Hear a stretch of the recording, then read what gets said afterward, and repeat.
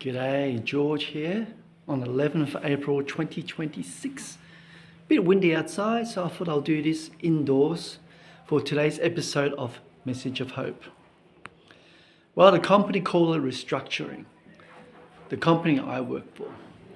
They were keeping one local onboarder. The rest of the roles were going to the Philippines. And nearly 2 decades in IT, that's me, that was how it ended.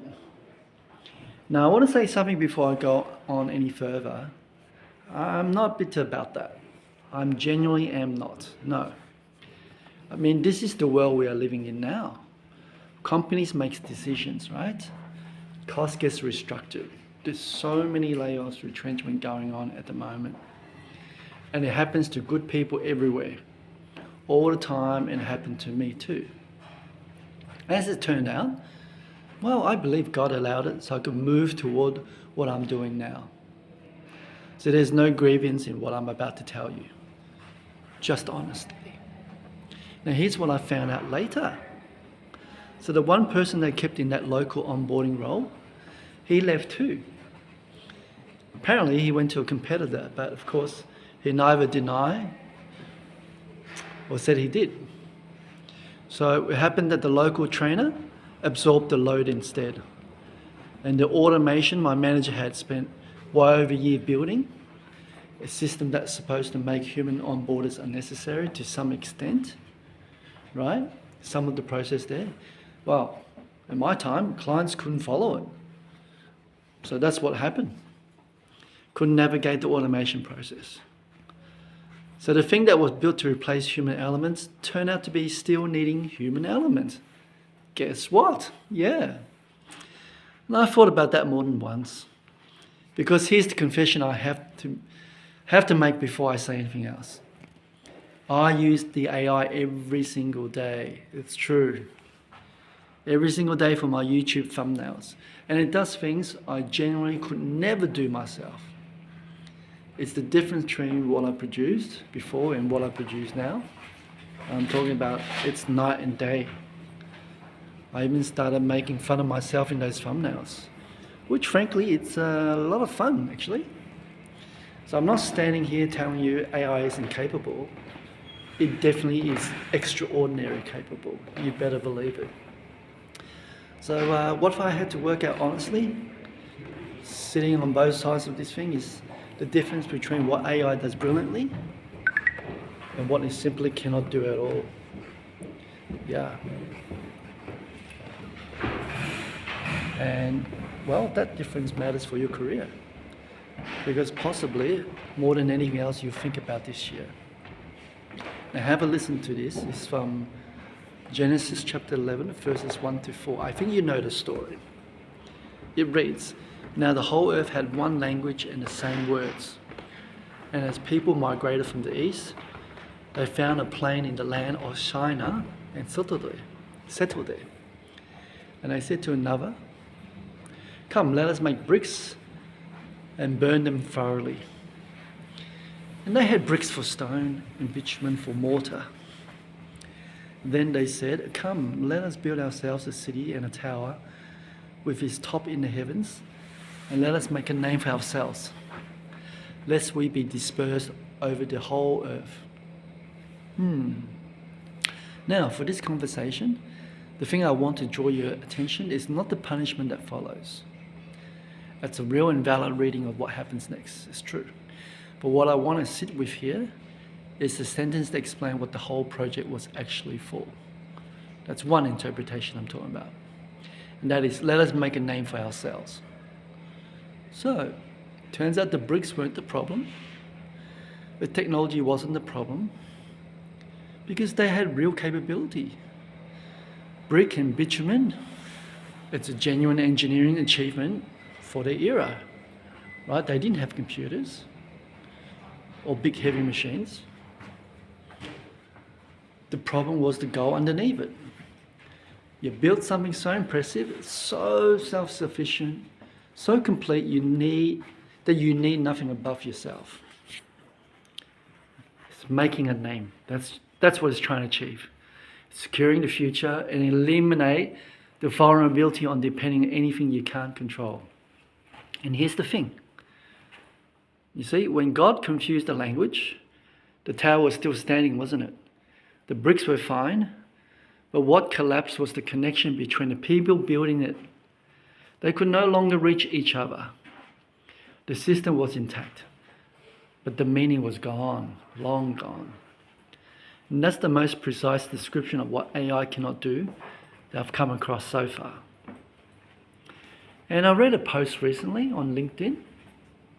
It's from a man I follow, Alex Ollie. He works in a B2B sales environment. So a year ago, he predicted that AI sales development reps will replace human ones entirely. You can search for yourself, that article. He was watching the same trend everyone else was watching.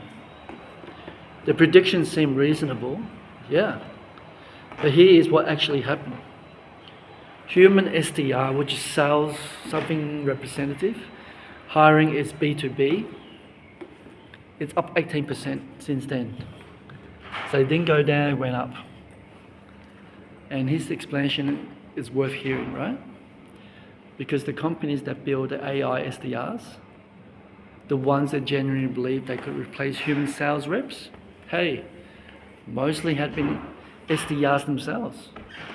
They didn't understand what the role actually involved. It does not involve finding a list of names and sending emails.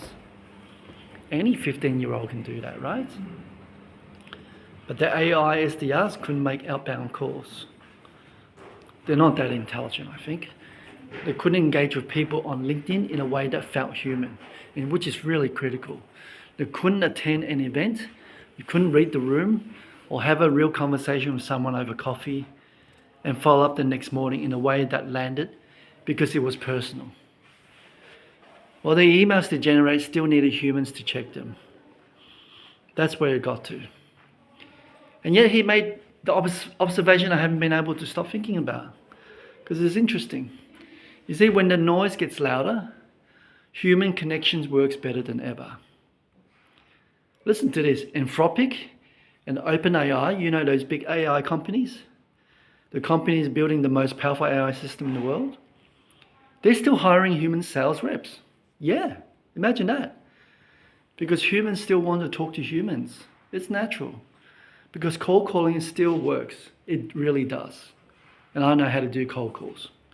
Because you've been bombarded with automated outreach for weeks on end. When a real voice on the other end of the phone cuts through in a way nothing else does. Human to human. When the language was confused, the connection became the competitive advantage. That's what I think. Now let me tell you about a client. Let's call her Mary, right? That's not her real name, but I just want to protect the privacy. Mary and her husband had been looking for a house for a long time. And by the time they sat down with me, they weren't just tired of searching. They were carrying the weight of it. The second guessing, the near misses, the anxiety of a decision that feels both enormous and urgent at the same time.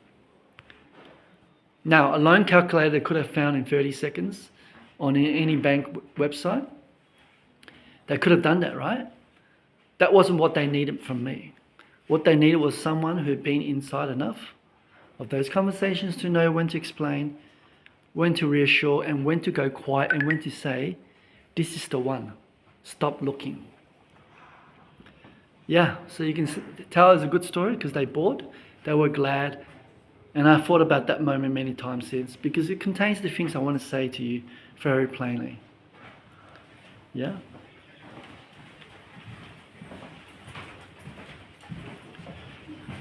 Because that conversation required my soul, not my system, it's not my process. The part of it that really mattered, that actually moved them from anxious to decided, cannot be filled under a task category. It's got no automation trigger. There is no workflow for genuine human presence in a high stakes moment when someone is frightened and needs to be met where they are. That's where your career lives. That is the part worth finding and protecting. Friend, I want to ask you something directly, and I mean it as someone who has sat on both sides of this. So it's not a rhetorical question, it's a real one. What part of work requires your soul? Now I ask. not your output, not your qualifications, your efficiencies, your throughput. No, the part that only works because you have lived.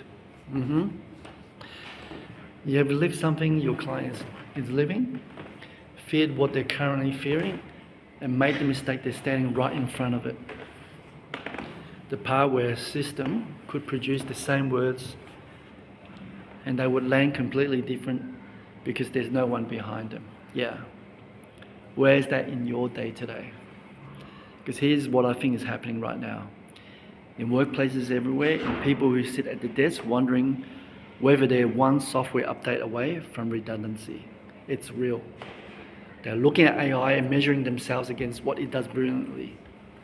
Hey, it could be the thumbnails, data processing, the pattern recognition, the speed, including that they come up short. These people feel they come up short compared to the AI. And they're measuring themselves against the wrong thing entirely. Listen to this. Go back to Genesis chapter 11 for a moment. Because the builders had brick and bitumen. Yes, you can say there was genuine capability. What scattered them wasn't the technology. It was actually the loss of connection. The loss of the thing that let them actually reach out to each other. And what became more valuable the moment that happened wasn't more efficient bricks. It was the ability to speak in a way that could still be heard and understood. I hope you got that. Because that is not a metaphor about the distant future of work. It's a description of your Monday morning. So look at my example. The AI rebuilt my thumbnail process completely. Night and day. And I mean that literally. It does what I cannot do, and I'm glad it exists. I really appreciate it. And on the day my onboarding role ended, the automation that was supposed to make me unnecessary still had clients. Yeah, let's not go there, yeah? Yeah, let's not go there. Anyway, I want to say the tower was impressive. It just couldn't talk to anyone. So here's the question I'll leave with you. When the noise gets louder in the industry, and it will get louder and louder, what is the part of your work that cuts through because it is unmistakably, irreplaceably yours and yours alone? Your voice, your type of compassion. So I want you to find that, build towards it, and steward it. Because that's not something any restructure can offshore. It's human to human. So if today's video gave you something worth carrying, please subscribe to this channel. There's more of this kind of thinking on the channel, and I'd love to have you along with it. Yep, I'd love to hear your comments as well. Thanks for coming along. I'll see you on the next video. Bye-bye.